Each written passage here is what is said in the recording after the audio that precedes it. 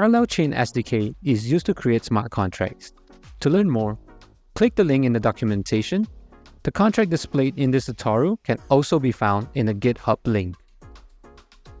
Switch back to your terminal and clone the example contracts into your preferred working directory.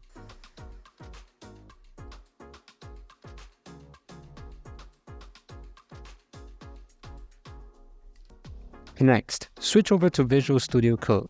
Refer to the downloaded files under Example Smart Contracts and open Chapter 1. The typical layout structure of ParallelChain mainnet smart contracts will be shown. Under the following section, remember to specify your dependencies as pchain SDK equals 0.4.